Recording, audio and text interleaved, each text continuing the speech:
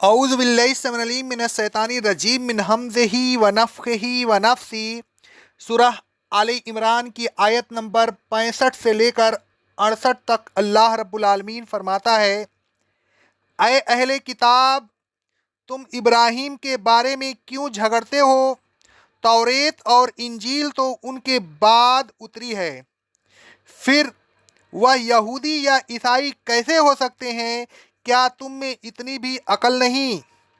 دیکھو، اب تک تم ان باتوں میں تو جھگڑتے ہی رہے ہو جن کا تمہیں تھوڑا بہت علم تھا، لیکن ایسی بات میں کیوں جھگڑتے ہو جس کا تمہیں مطلقاً علم نہیں؟ اللہ جانتا ہے تم نہیں جانتے۔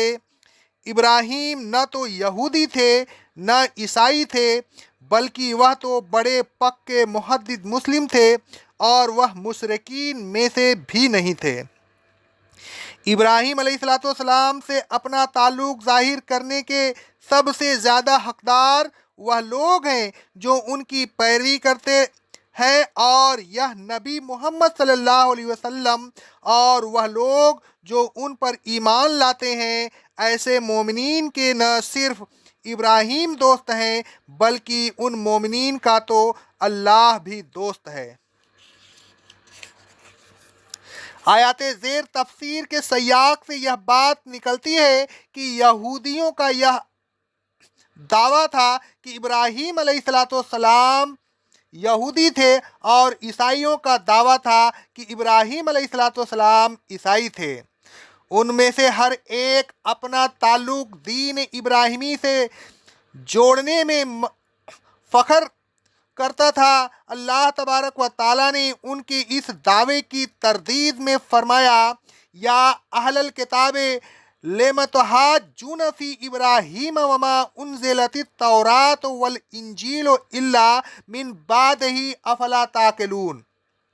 اے اہل کتاب، یہودی مذہب کی بنیاد توریت پر ہے اور عیسائی مذہب کی بنیاد انجیل پر ہے، اور یہ دونوں کتابیں ابراہیم علیہ السلام کے بعد نازل ہوئیں، لہذا یہ کہنا کہ ابراہیم علیہ السلام یہودی تھے یا عیسائی تھے کتنا مضحکہ خیز ہے۔ تم کیوں بلا وجہ ابراہیم علیہ السلام کے بارے میں جھگڑتے ہو؟ ابراہیم علیہ السلام یہودیت اور عیسائیت کے وجود میں آنے سے پہلے گزرے ہیں، لہذا وہ یہودیت یا عیسائیت کی طرف کیسے منسوب ہو سکتے ہیں؟ اے اہل کتاب، کیا تم اتنی معمولی سی بات بھی نہیں سمجھتے؟ پھر فرمایا، ہا انتم ہؤلاء حاججتم فیما لکم بہ علم فلم تحاجون فیما لیس لکم بہ علم۔ اب تک تم جن باتوں میں جھگڑتے رہے ہو ان کا تو خیر تمہیں کچھ علم تھا، لیکن اب تم ایسی بات میں کیوں جھگڑ رہے ہو جس کا تمہیں مطلقاً علم نہیں؟ واللہ یعلم وانتم لا تعلمون۔ اللہ جانتا ہے تم نہیں جانتے۔ اللہ کو علم ہے کہ ابراہیم علیہ السلام کیا تھے۔ ما کان ابراہیم یہودیا ولا نصرانیا ولکن کان حنیفا مسلما۔ اللہ تبارک و تعالیٰ کے علم کے مطابق ابراہیم علیہ السلام نہ یہودی تھے نہ عیسائی تھے، بلکہ وہ حنیف تھے، بہت بڑے محدث تھے۔ وہ ایک اللہ تبارک و تعالیٰ کے ہو گئے تھے، اپنا تمام معاملات اور اپنی تمام حاجات میں صرف اسی کی طرف رجوع کرتے تھے، صرف اسی پر بھروسہ کرتے تھے، صرف اسی سے امید رکھتے تھے۔ ان کا رخ اور ان کا رجحان بس صرف اللہ تبارک و تعالیٰ کی طرف تھا۔ وہ اسی کے احکام پر چلتے تھے اور اسی کی عبادت کرتے تھے۔ مسلماً، وہ مسلم تھے، وہ اللہ تبارک و تعالیٰ کے فرما بردار تھے۔ انہوں نے اپنے آپ کو اللہ تبارک و تعالیٰ کے حوالہ کر دیا تھا۔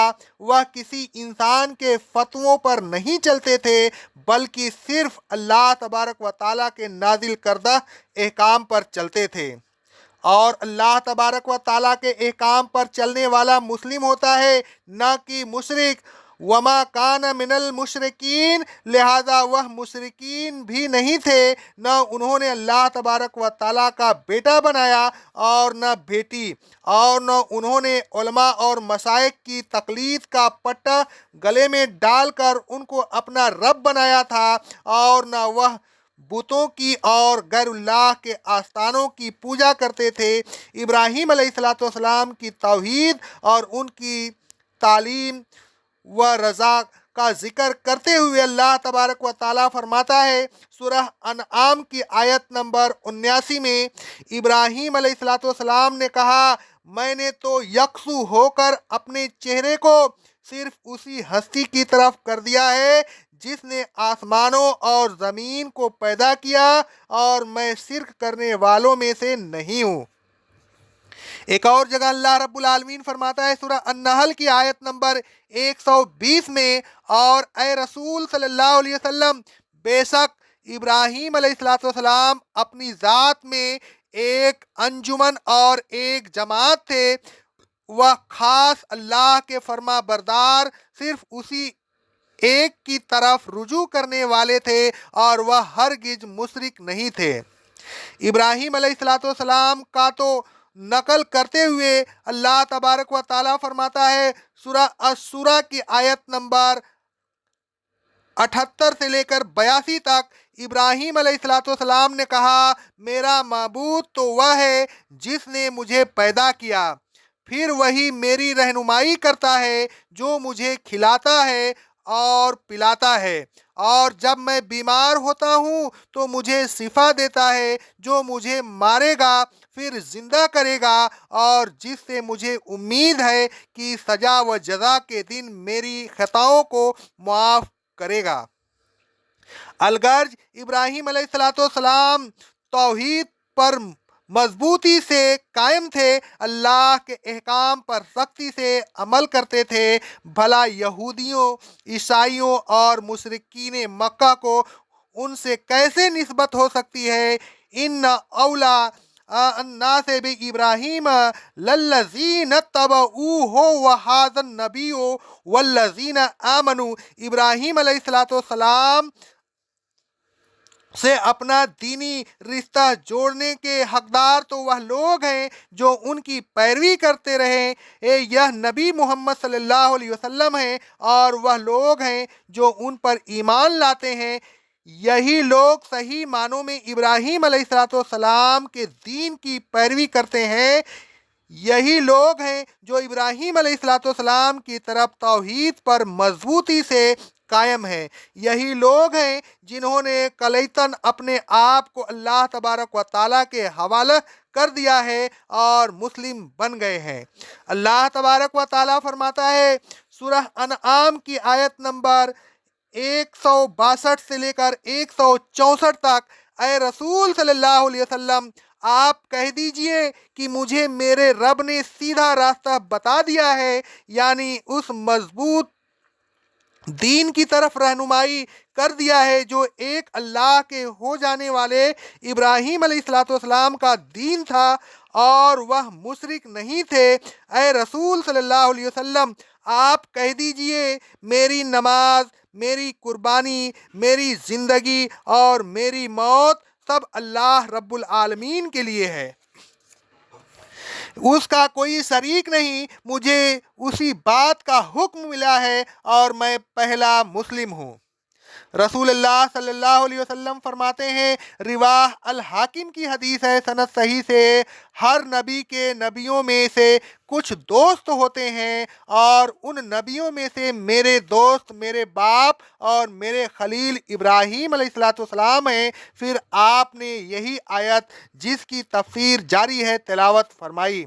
फिर फरमाया, वल्लाहु वलीउल मुमिनीन, अल्लाह तबारक व ताला ऐसे ही ईमान वालों का दोस्त और कारसाज है जो इब्राहीम अलैहिस्सलाम की तरह सिर्फ अल्लाह तबारक व ताला ही के हो जाएं और उनके नक्शे कदम पर चलते हुए दीन हनीफ की पैरवी करते रहें। ऐ लोगों, किसी बुजुर्ग को ज़बरदस्ती बेदलील अपने फ़िरका की तरफ मंसूब न कीजिए। ऐसी बातों पर بحث و مباحثہ نہ کیجیے جن کا آپ کو علم نہیں۔ اے لوگوں، ابراہیم علیہ الصلوۃ والسلام مسلم تھے، آپ بھی مسلم بنیے۔ وہ کسی فرقے میں شامل نہیں تھے، آپ بھی کسی فرقہ میں شامل نہ ہوئیے۔ اے لوگوں، ابراہیم علیہ الصلوۃ والسلام کی طرح توحید پر قائم رہیے، اپنے تمام معاملات کو اللہ تبارک و تعالی کے سپرد کیجئے، شرک نہ کیجئے اور دین حنیف پر کاربند رہیے۔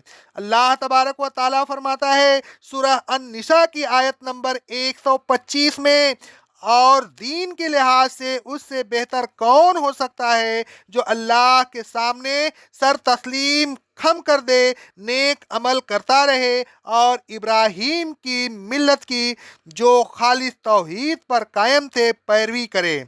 اللہ تبارک و تعالیٰ فرماتا ہے سورہ یونس کی آیت نمبر 105 میں، اور اے رسول صلی اللہ علیہ وسلم، آپ کو یہ بھی حکم دیا جاتا ہے کہ آپ یکسو ہو کر اللہ کے دین پر اپنے آپ کو قائم رکھیں اور مشرکین میں سے ہرگز نہ ہو جائیں۔